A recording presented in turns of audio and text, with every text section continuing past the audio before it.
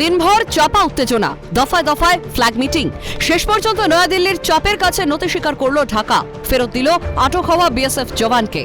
কোচবিহারের মেখলিগঞ্জের দহগ্রাম অঙ্গরপোতা সীমান্তে কর্তব্যরত ছিলেন ওই জওয়ান। বিএসএফ সূত্রে খবর, রবিবার ভোররাতে ওই সীমান্ত দিয়ে পাচারের চেষ্টা করে পাচারকারীরা। পাচার ঠেকাতে পাচারকারীদের পিছু ধাওয়া করে বিএসএফ। তারা করতে গিয়ে ঘন কুয়াশার কারণে একা পড়ে যান ওই জওয়ান। পাচারকারীরা তাকে ধরে বাংলাদেশে নিয়ে যায়, তুলে দেয় বাংলাদেশের সীমান্তরক্ষী বাহিনী বিজিবির হাতে। চোরাচালানকারীরা তারা কিন্তু আজকে চোরাচালান করার সময় বিএসএফ এর জওয়ান এই যে 3 বিঘা করিডোর সীমান্ত এলাকা রয়েছে তার যে আগরপোতা এলাকা সেখানেই কিন্তু তার পাহারা দিচ্ছিল। আর সেই সময় যখন চোরাচালানকারীদের কিন্তু সে ধাওয়া করে, সেই সময় দেখা যায় যে এই যে বাংলাদেশি যারা চোরাচালানকারী তারা বিএসএফ কে জওয়ানকে কিন্তু তুলে নিয়ে বাংলাদেশের ভিতরে চলে যায়। যদিও পরবর্তী বিএসএফ এর পক্ষ থেকে সম্পর্ক করা হলে তারা কিন্তু বিজিবির হাতে তুলে দেয়। বিজেপির হাতে জওয়ানের আটক হওয়ার খবর সামনে আসতেই প্রবল চাঞ্চল্য তৈরি হয় প্রশাসনিক স্তরে। বাংলাদেশের বর্তমান পরিস্থিতিতে বাড়তে শুরু করে উদ্বেগও। বিএসএফ এর পক্ষ থেকে যোগাযোগ করা হয় বিজেপির সঙ্গে। জওয়ানকে ফেরত আনতে শুরু হয় ফ্ল্যাগ মিটিং। শেষ পর্যন্ত বিএসএফ এর লাগাতার চাপের কাছে নতি স্বীকার করতে হয় বিজেপিকে।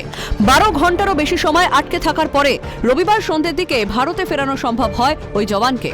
গোটা ঘটনায় বিজেপির ভূমিকা নিয়ে বড় সড় প্রশ্ন উঠছে বিজেপি পাচারকারীদের আঁতাত নিয়ে। কেন বিজেপি আটক করলো না পাচারকারীদের? দুপক্ষের মধ্যে কি অলিখিত বোঝাপড়া হয়েছে? সেই বোঝাপড়ার সুযোগেই পাচার। পাশাপাশি প্রশ্ন উঠছে বাংলাদেশ প্রশাসনের ভূমিকা নিয়েও। বস্তুত হাসিনার দেশত্যাগের পর থেকেই ঢাকার সঙ্গে সম্পর্কের ক্রমশ অবনতি হয়েছে নয়াদিল্লির। উল্টোদিকে সখ্যতা বেড়েছে ইসলামাবাদের সঙ্গে। এই আবহে বিএসএফ জওয়ান আটক, পেশির শক্তির ভাষা বুঝতে চাইছে ঢাকা। পিপিলিকার যখন ডানা গজায় সে মরিবার স্তরে আগুনের দিকে ছুটে যায়।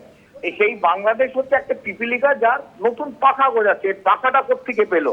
একটা পাখা দিয়েছে আইএসআই আর একটা পাখা দিয়েছে সিআইএ। সেই পাখা নিয়ে ওড়াবার চেষ্টা করছে। সেই পাখা দিয়ে উঠলে জানে কোথায় পড়বে, যে যেখানে আগুন জ্বলছে পিপিলিকা সেখানে গিয়ে নিজের প্রাণ দেয়। তো বাংলাদেশকে আমার এখনো মনে হয় যে ভারতে সেই সময় আসেনি যে পেশি শক্তি দেখাবার জন্য। সব মিলিয়ে ভারত বাংলাদেশের সম্পর্ক যে ক্রমশই তলানিতে গিয়ে ঠেকছে তা আর বলার অপেক্ষা রাখে না। শশীকেশ রায়ের রিপোর্ট, ক্যালকাটা নিউজ।